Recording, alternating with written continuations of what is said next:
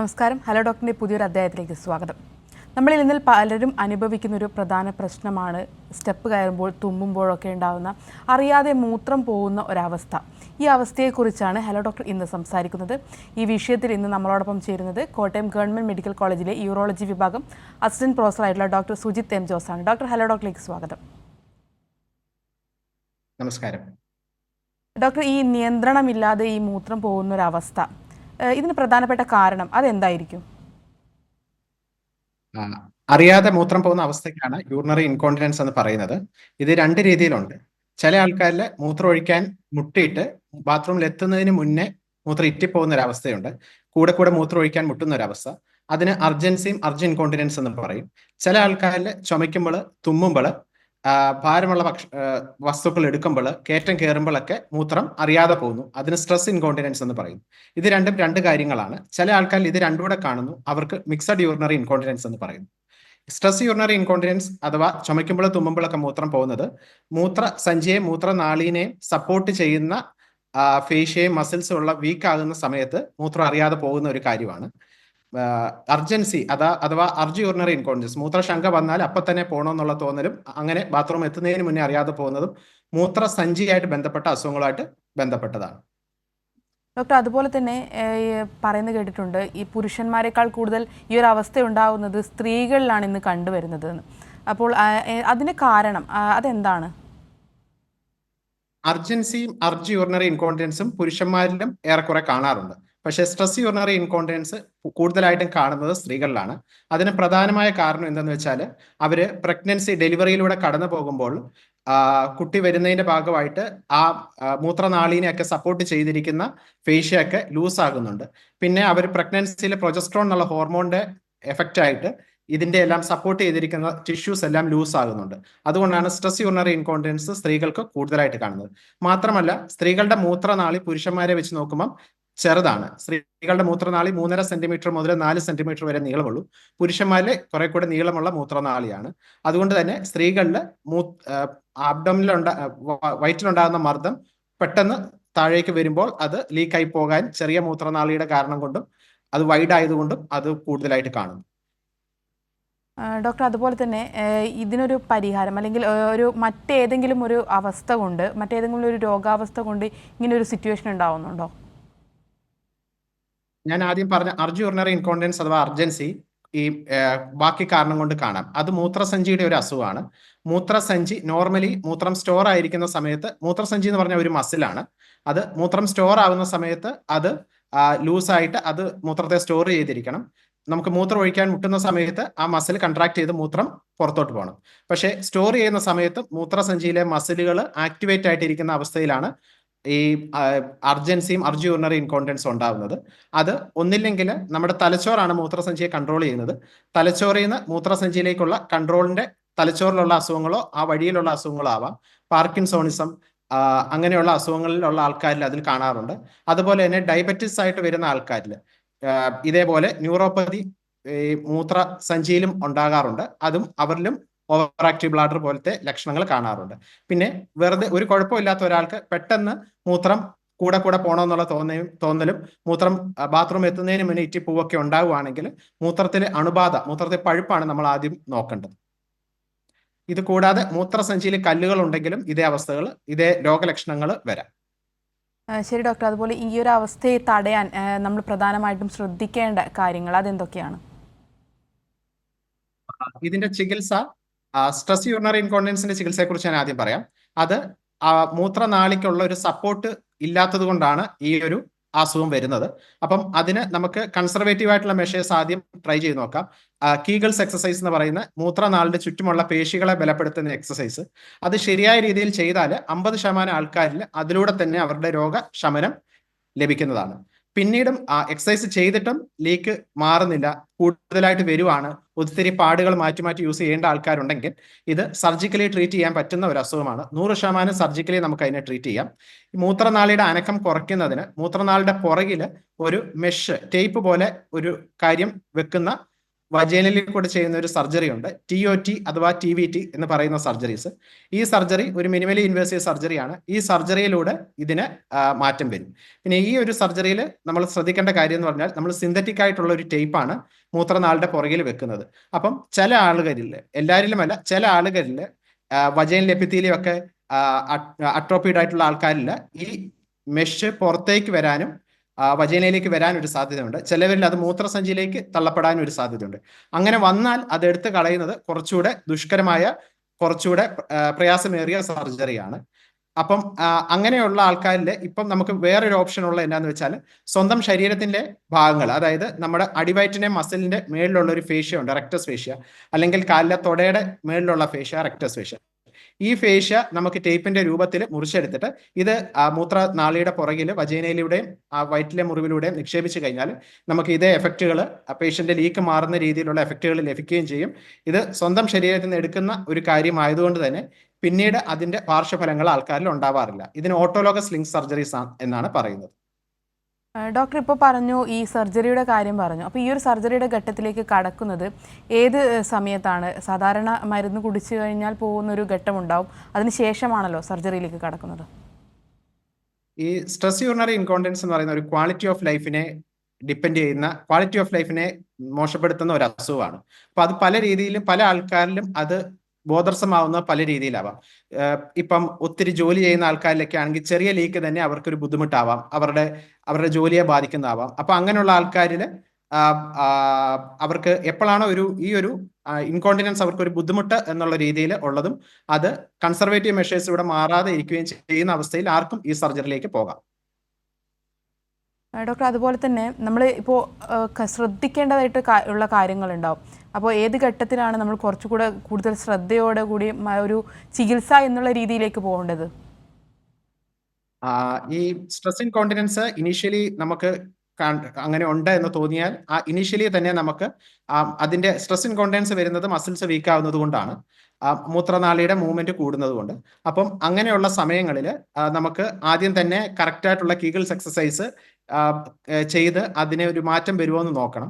കാരണം എക്സസൈസ് ചെയ്ത് ഒരു മാറ്റം വരുവാണെങ്കിൽ പിന്നീട് എക്സസൈസ് കണ്ടിന്യൂ ചെയ്യുന്നത് വഴി അവർക്കൊരു സർജറി അങ്ങനത്തെ കാര്യങ്ങൾ ഒഴിവാക്കാൻ പറ്റും. പിന്നെ കുറച്ചുകൂടെ പ്രായമുള്ള ആളുകളിൽ, അതായത് മെനോപോസിന് ശേഷമുള്ള ആളുകളിൽ ആ സമയത്താണ് ഇത് ശ്രദ്ധിക്കുന്നതെങ്കിൽ നമുക്ക് ഈസ്ട്രജന്റെ ക്രീമുകൾ ലോക്കലി ആയിട്ട് അപ്ലൈ ചെയ്ത് കഴിഞ്ഞാൽ ഒരു പരിധിവരെ ചെറിയ മാറ്റങ്ങൾ വരും. പിന്നെ അർജൻസി യൂറിനറി ഇൻകോണ്ടിനൻസ്, അത് പെട്ടെന്നാണ് അത് വരുന്നതെങ്കിൽ ഇൻഫെക്ഷൻ, മൂത്രസഞ്ചിയിലാണ് കല്ലുകൾ, അങ്ങനത്തെ മൂത്രസഞ്ചിയിലെ വേറെ അണുബാധകൾ അങ്ങനെ ഇല്ല എന്ന് നമ്മൾ നോക്കണം. പിന്നെ ഡയബറ്റിസ് അങ്ങനത്തെ ഇതൊന്നും ഇതുവരെ സ്ഥിരീകരിക്കാത്ത ആൾക്കാരാണെങ്കിൽ അതിന്റെ ടെസ്റ്റുകളൊക്കെ ചെയ്തിട്ട് അതൊന്നും ഇല്ല, അല്ലെങ്കിൽ അതിന്റെ തുടക്കം ഒന്നുമില്ല എന്ന് കണ്ടുപിടിക്കേണ്ടതുണ്ട്. ശരി ഡോക്ടർ, നമുക്ക് ചോദ്യത്തിലേക്ക് തിരികെ വരാം. ഇപ്പോൾ ഒരു കോളർ കൂടി നമ്മളോടൊപ്പം ചേരുന്നുണ്ട്. തിരുവനന്തപുരത്ത് നിന്നും സിദ്ദിഖാണ്. സിദ്ദിഖ്, ഡോക്ടറോട് ചോദിച്ചോളൂ. Hello sir. സിദ്ദിഖ് ചോദിച്ചോളൂ. ഹലോ. എന്റെ പേര് സിദ്ദീഖ് എന്നാണ്. ഹലോ കേൾക്കുന്നില്ല? കേൾക്കുന്നുണ്ട്, ചോദിച്ചോളൂ. സാർ, എനിക്ക് ഉറങ്ങാൻ കിടക്കുന്നതിന് ശേഷം പിന്നെ ഞാൻ ഒരു പ്രാവശ്യം മൂത്രമൊഴിച്ചിട്ട് കിടന്നാൽ എനിക്ക് വീണ്ടും ഇടയ്ക്കിടയ്ക്ക് മൂത്രമൊഴിക്കാനുള്ള ഒരു ടെൻഡൻസി വരുന്നുണ്ട്. എന്താണ്? വയസ്സ് എത്രയുണ്ട്? എനിക്ക് 37. ശരി. പുരുഷന്മാരില് ഇങ്ങനെ ഇതിപ്പം പുള്ളി പറയുന്നത് നൊക്ടൂറിയ എന്നുള്ള ഇതാണ് പറയുന്നത്. അപ്പം രാത്രിയിൽ കൂടെ മൂത്രമൊഴിക്കാൻ തോന്നുന്നത്. അപ്പൊ പുരുഷന്മാരിൽ നമുക്ക് ഈ മൂത്ര സംബന്ധമായിട്ടുള്ള പ്രശ്നങ്ങൾ വരുമ്പം പ്രോസ്റ്റേറ്റിന്റെ എൻലാർജ്മെന്റും പ്രോസ്റ്റേറ്റിലെ അതുമായിട്ടുള്ള അണുബാധ അങ്ങനത്തെ കാര്യങ്ങൾ നമ്മൾ കൂടെ കൺസിഡർ ചെയ്യണം. അപ്പൊ 37 എന്ന് പറയുന്നത് പ്രോസ്റ്റേറ്റ് മൂലം തടസ്സം ഉണ്ടാവാനുള്ള ഒരു പ്രായത്തിന്റെ ഇതിൽ കുറച്ച് താഴെയുള്ള പ്രായമാണ്. പക്ഷെ എന്നിരുന്നാലും ഇതൊരു സ്ഥിര ബുദ്ധിമുട്ടാണെങ്കിൽ മൂത്രം ഒഴിച്ചു കഴിഞ്ഞ് മൂത്രസഞ്ചിയിൽ മൂത്രം കെട്ടിക്കിടക്കുന്നുണ്ടോ, മൂത്രത്തിൽ അണുബാധയുണ്ടോ, യൂറിൻ റുട്ടീൻ ടെസ്റ്റിൽ അണുബാധയുണ്ടോ, ഉണ്ടെങ്കിൽ കൾച്ചർ ചെയ്യുക. പ്രോസ്റ്റേറ്റിൽ അണുബാധയുണ്ടോ, അങ്ങനത്തെ കാര്യങ്ങളൊക്കെ ടെസ്റ്റ് ചെയ്യണം ഇത് മാറാതെ നിൽക്കുവാണെങ്കിൽ. ആലത്തൂരിൽ നിന്നും അബ്ദുൾ റഹ്മാനാണ്. അബ്ദുൾ റഹ്മാൻ, ഡോക്ടറോട് ചോദിച്ചോളൂ. Hello sir. ഞാനിപ്പോ എനിക്ക് പെട്ടെന്ന് മൂത്രം ഒഴിക്കണം. ഒരു 1.5 മണിക്കൂർ വരെ നിൽക്കാൻ കഴിയുള്ളൂ. അത് കഴിഞ്ഞാൽ മൂത്രം ഒഴിക്കണം. അങ്ങനെയാണ് പ്രശ്നം. എനിക്കിപ്പോ ഈ പ്രോസ്റ്റേറ്റ് ഇതൊക്കെ ഉണ്ടായിട്ട് 5-6 വർഷം ആയിട്ടുണ്ട്. അപ്പൊ ഞാനിപ്പോൾ ഈ അടുത്ത ഇതുപോലെ എനിക്ക് യാത്ര ചെയ്യുന്ന സമയത്ത് ഒരു പ്രയാസം ഉണ്ടായപ്പോൾ ഞാനിപ്പോൾ അടുത്തൊരു ഡോക്ടറെ കണ്ടു. ഡോക്ടറെ കണ്ടപ്പോൾ അയാൾ ഫിംഗർ ടെസ്റ്റ് ഒന്നും ചെയ്തില്ല, മറ്റേ പ്രോസ്റ്റേറ്റിന്റെ മറ്റേ സ്കാനിങ്ങും ചെയ്തില്ല, ബ്ലഡ് മാത്രം നോക്കിയുള്ളൂ. PS 101 ഉണ്ട്. അപ്പോൾ അയാൾ സാറ് എഴുതി തന്നത് PRO BPH എന്നുള്ളൊരു ഗുളിക രാവിലെ കഴിക്കാനും സിലോഫാസ്റ്റ് M50 എന്നുള്ളൊരു ഗുളിക വൈകിട്ട് കഴിക്കാനും വേണ്ടിയിട്ട് പറഞ്ഞിട്ടുണ്ട്. ഇപ്പൊ അത് കഴിച്ചുകൊണ്ടിരിക്കുന്നുണ്ട്. അപ്പൊ ഇത് കഴിച്ചിട്ട് 2 മാസം കഴിഞ്ഞിട്ട് സ്കാൻ ചെയ്യാനാണ് പറഞ്ഞിരിക്കുന്നത്. അപ്പൊ അത്രയും വൈകിട്ട് സ്കാൻ ചെയ്യുന്നത് 1 മാസത്തിന് കഴിഞ്ഞിട്ട് ചെയ്തുകൂടെ? ഗുളിക കഴിക്കുന്നതുകൊണ്ട് എനിക്ക് മൈക്രോ ആൽബുമിൻ ഗുളിക 39 ഉണ്ട്, 4 മൈക്രോ ആൽബുമിൻ ഗുളിക. അപ്പൊ അതുകൊണ്ടൊരു പേടി. അപ്പൊ ഇനിയിപ്പോ വേറെ ഡോക്ടറെ കാണേണ്ടതുണ്ടോ, ഈ മരുന്നിന് കഴിക്കാവോ, അതുകൊണ്ട് കോംപ്ലിക്കേഷൻ ഒന്നും ഉണ്ടാവോ എന്ന് അറിയാൻ വേണ്ടി ചോദിക്കണം. എനിക്ക് അത്ര വ്യക്തമല്ല, എന്നിരുന്നാലും ഞാൻ കേട്ടതിൽ വെച്ച് പറയുവാണ്. പുള്ളിക്ക് പ്രോസ്റ്റേറ്റിന്റെ രോഗലക്ഷണങ്ങൾ ആയിട്ട് വന്നിട്ട് പ്രോസ്റ്റേറ്റിന്റെ മരുന്നാണ് സ്റ്റാർട്ട് ചെയ്തിട്ടുള്ളത്. അപ്പം നമുക്ക് മൂത്ര തടസ്സം അല്ലെങ്കിൽ മൂത്രത്തിന്റെ സ്പീഡില്ലായ്മ അങ്ങനെയൊക്കെ രോഗലക്ഷണങ്ങൾ വരുവാണെങ്കിൽ നമുക്ക് ആദ്യം ചെയ്യാവുന്ന ഒരു കാര്യം യൂറോഫ്ലോ എന്ന് പറയുന്ന ഒരു ടെസ്റ്റ് ഉണ്ട്. അത് ഒരു മെഷീൻ ഉണ്ട്. ആ മെഷീനിലേക്ക് മൂത്രം ഒഴിക്കുമ്പോൾ മൂത്രത്തിന്റെ സ്പീഡ്, എത്ര സ്പീഡിൽ അയാൾക്ക് മൂത്രം ഒഴിക്കാൻ പറ്റുന്നുണ്ട്, എത്ര ml മൂത്രം അദ്ദേഹം ഒഴിച്ചിട്ടുണ്ട്, പിന്നെ മൂത്രം ഒഴിക്കുന്നതിന്റെ പാറ്റേൺ, ഈ കാര്യങ്ങൾ ഇതാണ് യൂറോഫ്ലോ എന്നുള്ള ഒരു ടെസ്റ്റ് ആദ്യമേ ചെയ്യാം. അത് ചെയ്ത് കഴിയുമ്പോൾ നമുക്ക് പ്രോസ്റ്റേറ്റ് മൂലമുള്ള പ്രശ്നങ്ങളാണോ അതോ മൂത്രനാളിയിലുള്ള വേറെ തടസ്സങ്ങളോ, പണ്ട് മൂത്രത്തിൽ ട്യൂബൊക്കെ ഇട്ടിട്ടുണ്ടെങ്കിൽ ചിലപ്പോൾ മൂത്രനാളിയിൽ തടസ്സം വരാം. അപ്പം അങ്ങനത്തേതുണ്ടോ ഇല്ലയോ നമുക്ക് ഒരു ഇനീഷ്യൽ സ്ക്രീനിങ് പോലെ നമുക്ക് ഒരു ഐഡിയ കിട്ടും. പിന്നെ മൂത്രം സാധാ ടെസ്റ്റ് ചെയ്യുക, അണുബാധയുടെ ടെസ്റ്റുകൾ, മൂത്രത്തിൽ അൾട്രാസൗണ്ട് ഒന്ന് ചെയ്യാം. അൾട്രാസൗണ്ട് ചെയ്യുന്നത് 3 കാരണങ്ങൾക്ക് വേണ്ടിയാണ്. ഒന്ന്, മൂത്രം ഒഴിച്ചു കഴിഞ്ഞാൽ മൂത്രസഞ്ചിയിൽ മൂത്രം അധികമായിട്ട് കെട്ടിക്കിടക്കുന്നുണ്ടോ, കിഡ്നിയിലേക്ക് നീർക്കെട്ട് അങ്ങനത്തെ കാര്യങ്ങൾ മൂത്രസഞ്ചിയിലെ പ്രഷർ കൂടിയതിന്റെ ഭാഗമായിട്ടുണ്ടോ, പിന്നെ കുറെ നാൾ തടസ്സമുള്ള ആൾക്കാരിൽ മൂത്രസഞ്ചിയിലും കിഡ്നിയിലും ഒക്കെ കല്ലുകളൊക്കെ രൂപപ്പെടാം. പിന്നെ സ്ഥിരമായിട്ട് അണുബാധ ഉണ്ടെങ്കിൽ അവരുടെ മൂത്രസഞ്ചിക്ക് ഉള്ളിലെ ലക്ഷണങ്ങളിലും മാറ്റങ്ങൾ ഉണ്ടാവാം. ഈ കാര്യങ്ങളൊക്കെ നോക്കാം. അപ്പം ഇത്രയും കാര്യങ്ങളൊക്കെ നോക്കി മുമ്പോട്ട് ചികിത്സ എടുത്തിട്ട് വേറെ കോംപ്ലിക്കേഷൻസ് ഒന്നും കാണുന്നില്ലെങ്കിൽ ഈ മരുന്നുകൾ പുള്ളിക്ക് ഒരു 2-3 ആഴ്ച അല്ലെങ്കിൽ 1 മാസം കഴിച്ചിട്ട് എത്രത്തോളം മാറ്റം വരുന്നു എന്ന് നോക്കാം. അതനുസരിച്ച് മുമ്പോട്ട് ചികിത്സ തേടാവുന്നതാണ്. ശരി ഡോക്ടർ, പ്രേക്ഷകന് വ്യക്തമായെന്ന് കരുതുന്നു. ഡോക്ടർ, നമുക്ക് ചോദ്യത്തിലേക്ക് കടക്കാം. ഡോക്ടർ, പണ്ട് കാലങ്ങളിൽ ഒരു 60 വയസ്സിന് മുകളിലുള്ളവർക്കാണ് ഈ ഒരു അവസ്ഥ ഉണ്ടാകുന്നതെന്ന് പറഞ്ഞു കേട്ടിട്ടുണ്ട്. എന്നാൽ ഇന്ന് അതിന് ഓപ്പോസിറ്റായിട്ട് യുവാക്കളിൽ തന്നെ ഈ ഒരു അവസ്ഥ കണ്ടുവരുന്നുണ്ട്. അതിന് കാരണം അതെന്താണ്? ഈ സ്ട്രെസ് ഇൻകോണ്ടിനൻസിനെ കുറിച്ച് ചോദിക്കുന്നെങ്കിൽ അത് എല്ലാ ആൾക്കാരിലും അങ്ങനെ ഒത്തിരി പ്രായമായവരെന്നല്ല, സ്ത്രീകളിൽ പൊതുവെ പ്രസവത്തിന് ശേഷവും അങ്ങനത്തെയൊക്കെ കാണുന്ന ഒരു കാര്യമാണ് സ്ട്രെസ് ഇൻകോണ്ടിനൻസ്. അത് ചില ആൾക്കാരിൽ വളരെ സിവിയർ ആയിട്ട് ചെറുപ്രായത്തിലെ വരും. ചില ആൾക്കാരിൽ അത് ചെറിയ ഇതായിട്ട് ചെറുപ്രായത്തിലുള്ളതുകൊണ്ട് അവർക്കത് അവർക്കൊരു ബുദ്ധിമുട്ടില്ലാത്ത രീതിയിൽ അതിനെ മെയിൻറ്റെയിൻ ചെയ്തുകൊണ്ട് പോകാൻ പറ്റും. മൂത്രസഞ്ചി ഓവറായിട്ട് നിറയുന്നതിന് മുന്നേ മൂത്രം ഒഴിക്കുക, അങ്ങനത്തെ കാര്യങ്ങളൊക്കെ ചെയ്തിട്ട് അത് ചിലപ്പം അവരിൽ കുറച്ചുകൂടെ പ്രായമാകുമ്പോഴായിരിക്കാം വേഴ്സ് ആവുന്നത്. ഡോക്ടർ, ഈ ഒരു അവസ്ഥ അതുപോലെ നമുക്ക് പൂർണ്ണമായിട്ടും ചികിത്സിച്ച് ഭേദമാക്കാനാവുമോ?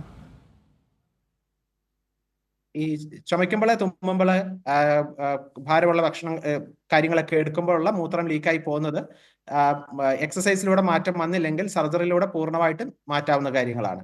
ഞാൻ ഈ പറഞ്ഞ സിന്തറ്റിക് സ്ലിംഗ് സർജറീസ് അഥവാ TOT, ട്രാൻസോപ്റ്റുറേറ്റർ ടേപ്പ് എന്നാണ് അതിന് പറയുന്നത്, പിന്നെ TVT, ട്രാൻസ് വജൈനൽ ടേപ്പ്, ഈ സർജറീസോ അല്ലെങ്കിൽ ഓട്ടോലോഗസ് സ്ലിംഗ് സർജറീസ്, റെക്ടസ് ഫേഷ്യയും ഫേഷ്യാലാറ്റും ഉപയോഗിച്ചുള്ള ഓട്ടോലോഗസ് സ്ലിംഗ് സർജറി, ഈ സർജറിയിലൂടെ അവർക്ക് 100% ഈ രോഗത്തിന് ശമനം വരുന്നത്. ശരി ഡോക്ടർ, വ്യക്തമാണ്. ഇപ്പോൾ നമ്മളോടൊപ്പം ഒരു പ്രേക്ഷകൻ കൂടി ചേരുന്നുണ്ട്. എറണാകുളത്തു നിന്നും ജെയിംസ് ആണ്. ജെയിംസ്, ഡോക്ടറോട് ചോദിച്ചോളൂ. ഹലോ. എനിക്ക് എൻ്റെ പേര് ജെയിംസ് എന്നാണ്. എനിക്ക് 70 വയസ്സുണ്ട്. കഴിഞ്ഞ 6-7-8 വർഷമായിട്ട് എൻ്റെ യൂറിന് ഒരു വെള്ളം കുടിച്ചു കഴിഞ്ഞാൽ ഒരു അരമണിക്കൂർ കഴിയുമ്പോൾ തന്നെ എനിക്ക് മൂത്രം ഒഴിക്കണം. അതുപോലെ മൂത്രം പിടിച്ച് ഹോൾഡ് ചെയ്യാൻ പറ്റത്തില്ല. ഹോൾഡ് ചെയ്യാൻ പോവാമെങ്കിൽ അല്പം കുറച്ച് ഡ്രോപ്പ് തന്നെ അങ്ങ് പോകും. ഒരു രാത്രിയിൽ ഉറക്കം ഒരു 4-5 പ്രാവശ്യമെങ്കിലും എഴുന്നേക്കും മൂത്രം ഒഴിക്കാൻ. അപ്പം പിന്നെ ഉറക്കം ശരിയാവില്ല. ഇപ്പൊ ഞാൻ കേൾക്കുന്നുണ്ടോ? ഞാനിപ്പം ഡോക്ടറെ കണ്ടിട്ട് വെൽറ്റാം എന്ന ടാബ്ലറ്റും ടെറോൾ എന്ന ടാബ്ലറ്റും കഴിക്കുന്നുണ്ട്. പക്ഷെ എന്നാലും രാത്രിയിൽ മൂത്രം ഒഴിക്കുന്നതിനുള്ള പ്രശ്നം രാത്രിയിൽ വലിയ ബുദ്ധിമുട്ടാണ്. യാത്ര ചെയ്യാനും ബുദ്ധിമുട്ടാണ്. യൂറിഫ്ലോ ടെസ്റ്റ് ചെയ്തിട്ടുണ്ട്. അതുപോലെ PR prostate 40 gram Benin prostate ആണ് കാണിക്കുന്നത്.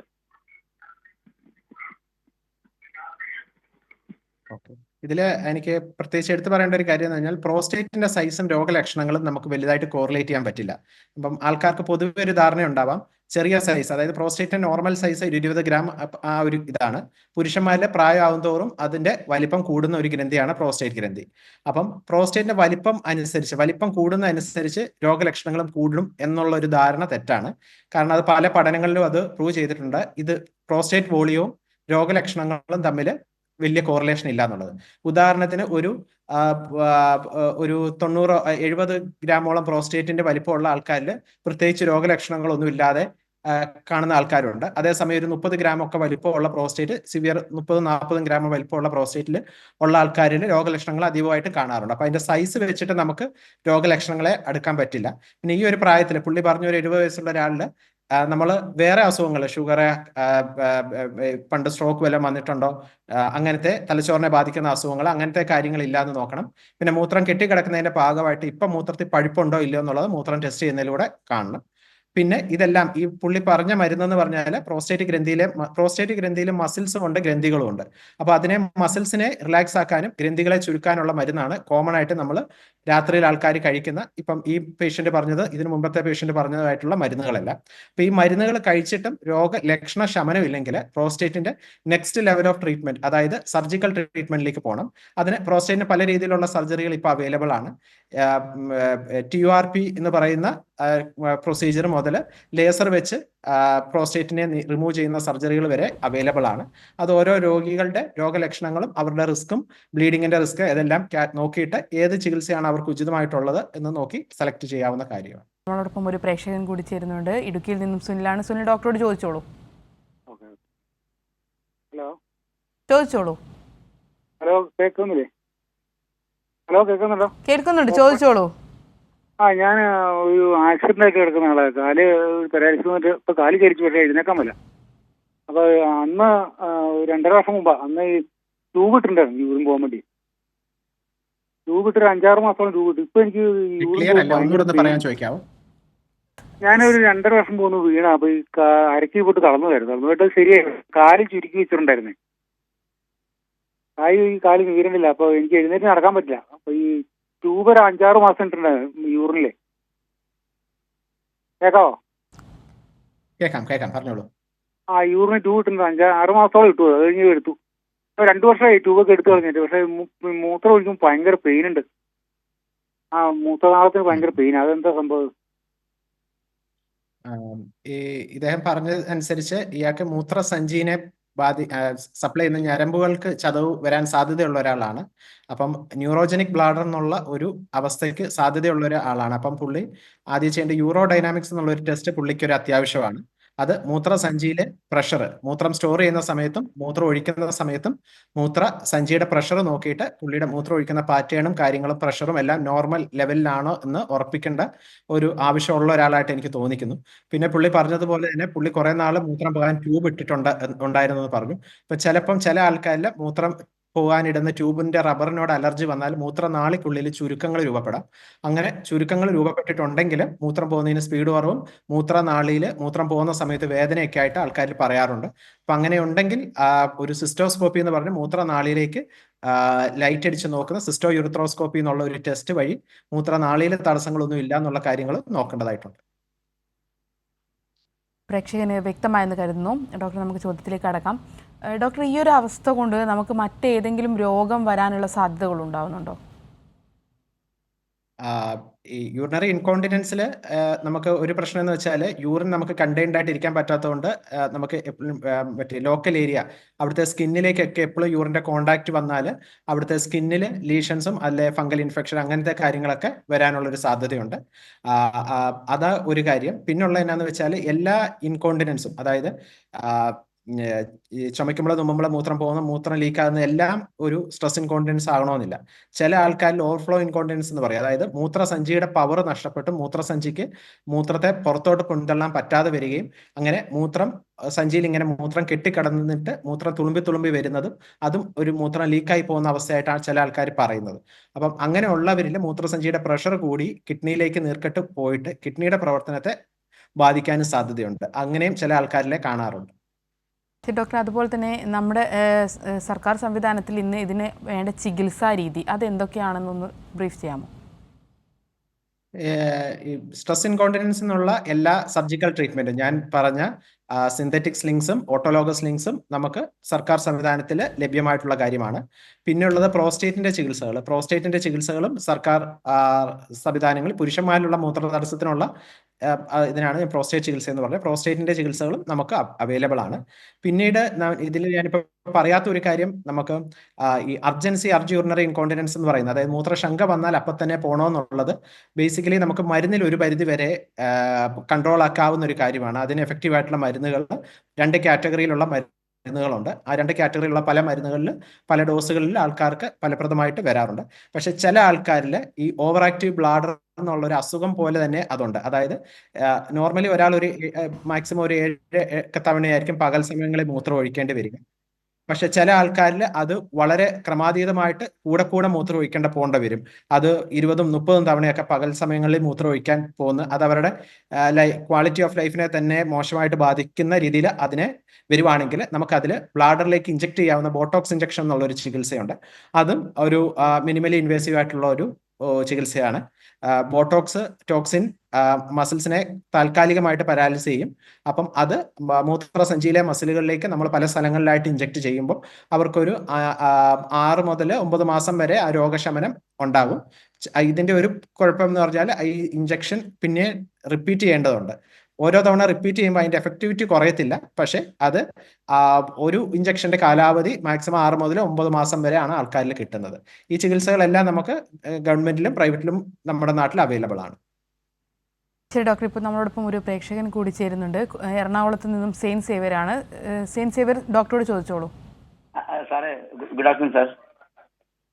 ഗുഡ് ആഫ്റ്റർനൂൺ സാറേ, എനിക്ക് ഈ രാത്രി കിടന്നുറങ്ങുമ്പോൾ ഒരു അരമണിക്കൂർ 1 മണിക്കൂർ ഇടവിട്ട് മൂത്രം ഒഴിക്കാനുള്ള ടെൻഡൻസി ഉണ്ടാവും. പിന്നെ ചില സമയത്തൊക്കെ പകലൊക്കെ എനിക്ക് മൂത്രം ഒഴിക്കാൻ മുട്ടില്ലെങ്കിൽ പെട്ടെന്ന് എനിക്ക് മൂത്രം ഒഴിക്കണം. അങ്ങനെയായിരിക്കുന്ന ഒരു ബുദ്ധിമുട്ട് എനിക്കുണ്ട്. ഉറക്കം ഇതുകൊണ്ടിട്ട് എനിക്ക് ഉറക്കം. വയസ്സ് എത്രയുണ്ട്? എനിക്ക് 62 വയസ്സുണ്ട്.